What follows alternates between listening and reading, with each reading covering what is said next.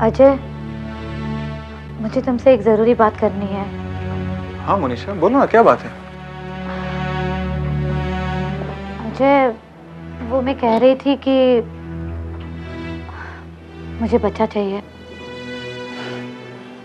मोनिशा, तुम तो सब कुछ जानती हो, फिर भी बार बार इसी बात को दोहरा के मुझे नीचा क्यों दिखाना चाहती हो?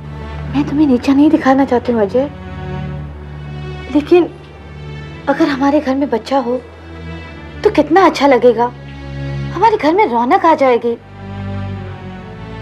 देखो अजय, मैं जानती हूँ हमारे लिए पॉसिबल नहीं है, लेकिन हम कोई बच्चा तो गोद ले सकते हैं, है ना? ठीक है मोनिशा, मैं तुम्हारी बात से सहमत हूँ। हम किसी अनाथ आश्रम से बच्चा गोद ले लेंगे। नहीं, मैं अपने खुद का बच्चा चाहती हूँ, जो इस वक्त राकेश के पास है। राकेश के पास? ये तुम क्या कह रही हो मोनिशा? अजय, शादी के पहले मैंने तुम्हें अपने और राकेश के बारे में सब कुछ बता दिया था। वो सब तो ठीक है मोनिशा, तुमने मुझे बता दिया था, लेकिन तुमने कहा था कि बच्चा किसी अनाथ आश्रम में है। हाँ, पर इस वक्त वो बच्चा राकेश के पास है, वो उसे अपने घर ले गया है। ठीक है, हम इस बारे में राकेश से बात करेंगे, लेकिन क्या राकेश हमें बच्चा वापस कर देगा? क्योंकि बच्चे पर जितना हक तुम्हारा है उतना ही हक राकेश का भी है। मैं जानती हूँ, लेकिन बच्चे पर पहला हक माँ का बनता है, और मैं उसकी माँ हूँ। मैं राकेश से इस बारे में बात भी कर चुकी हूँ। अच्छा, तो राकेश ने क्या कहा? उसने बच्चे को लौटाने से साफ इनकार कर दिया, पर मैं उसे कोर्ट में घसीटने की धमकी देकर आई हूँ। क्या मोनिशा, इतनी बड़ी बात हो गई और तुम मुझे अब बता रही हो? देखो मोनिशा, मैं तुम्हारा पति हूँ, तुम्हारे बारे में सोचना, तुम्हारे हर बात का ध्यान रखना मेरा फर्ज है। मैं जानती हूँ Ajay, but please don't misunderstand मी। ये सब इतनी जल्दी हुआ कि मुझे तुम्हें इस बारे में बताने का मौका ही नहीं मिला। कोई बात नहीं मोनिशा, जो हो गया सो हो गया। चलो। कहाँ? राकेश के घर, तुम्हारे बच्चे के पास। सच?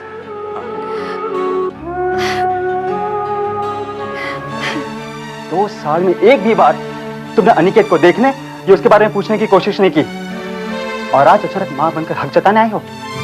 मोनिशा, माँ होने के लिए माँ का जज्बा होना बहुत जरूरी है, जो तुम में बिल्कुल नहीं है। इसलिए अब ये बच्चा उसके बाप के पास ही रहेगा, मेरे पास। देखो राकेश, अगर तुम इस बात को सीधी तरीके से समझने के लिए तैयार नहीं हो तो मुझे और भी रास्ते आते हैं। मैं सीधे तरीके से हार मानने वाली नहीं हूँ। मैंने कोर्ट में केस दाखिल कर दिया है और अब तक तो तुम्हें नोटिस मिल ही चुका होगा। अगर तुम बात को आगे बढ़ाना चाहते हो, तमाशा बनाना चाहते हो, तो यही सही। तमाशा मैंने तुम बना रही हो। अगर तुमने कोर्ट में केस दाखिल कर ही दिया है तो यही सही। मैं भी कोर्ट के फैसले का इंतजार करूंगा।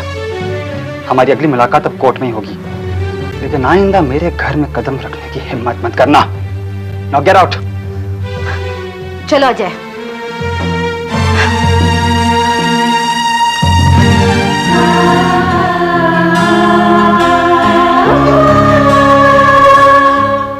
Order order. मनीषा जी, क्या आप बता सकती हैं कि ये बच्चा राकेश के पास कैसे पहुंचा? आपके और राकेश के बीच में क्या रिश्ता था, और ये रिश्ता कैसे टूट गया?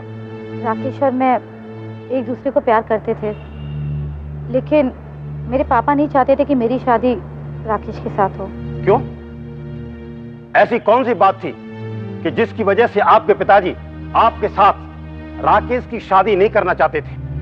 क्योंकि उस वक्त राकेश एक मिडिल क्लास फैमिली का लड़का था और मेरे पापा नहीं चाहते थे कि मैं एक मिडिल क्लास फैमिली की बहू बनूं।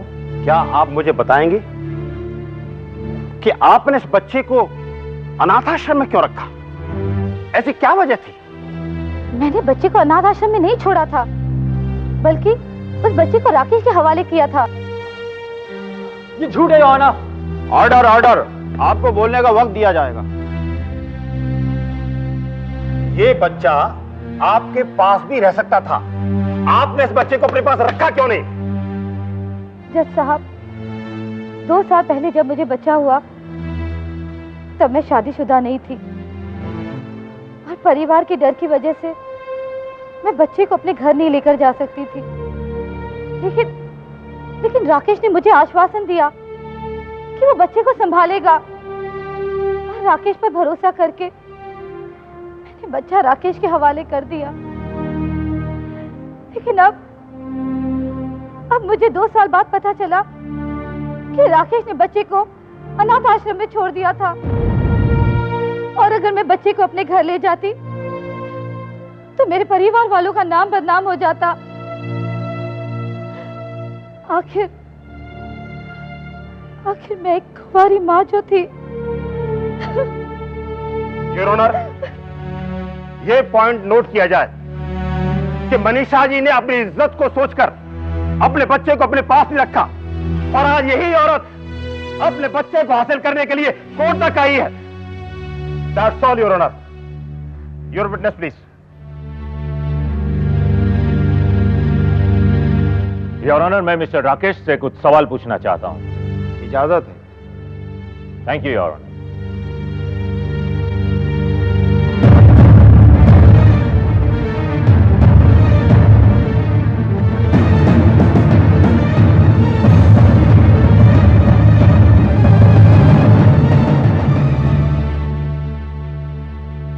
वेल मिस्टर राकेश, मनीषा जी बच्चे को आपके पास छोड़ गई, फिर आपने क्या किया?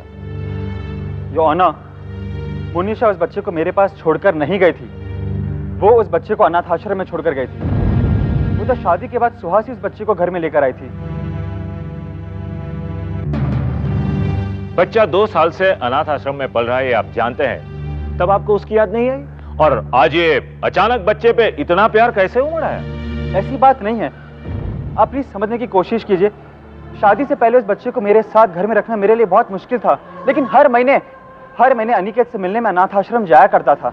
चलिए मान लेते हैं। अच्छा ये बताइए कि अब आप बच्चे को अपने साथ क्यों रखना चाहते हैं? क्योंकि अब मुझे इस बात का एहसास हो गया है कि मैं उस बच्चे का बाप हूं और इस बच्चे पर मेरा पूरा हक है। लेकिन जिस तरह आप बच्चे के बाप हैं, उसी तरह मोनिशा जी बच्चे की मां है और एक मां का बच्चे पर उतना ही अधिकार होता है जितना कि एक बाप का। That's all, Your Honor. The court is adjourned today.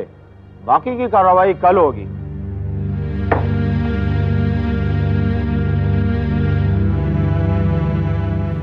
Order order. Mister Rakesh, आप ये कबूल करते हैं कि घर वालों के डर की वजह से आपने अपने बच्चे को कई अरसे तक अनाथ आश्रम में पलने दिया?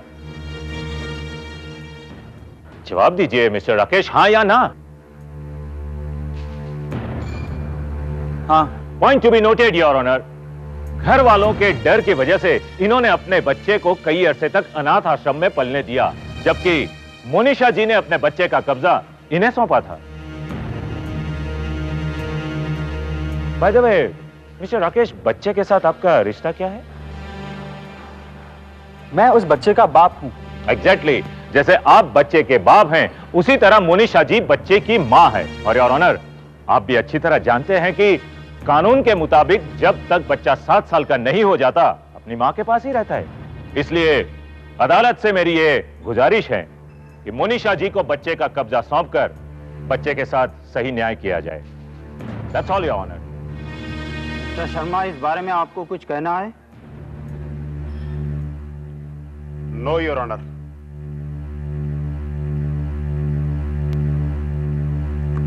तमाम बातों को मद्देनजर रखते हुए यह अदालत इस नतीजे पर पहुंची है कि इस बच्चे का पहला हक उसकी मां का होता है, इसलिए यह बच्चा अपनी मां यानी मनीष शर्मा के पास ही रहेगा।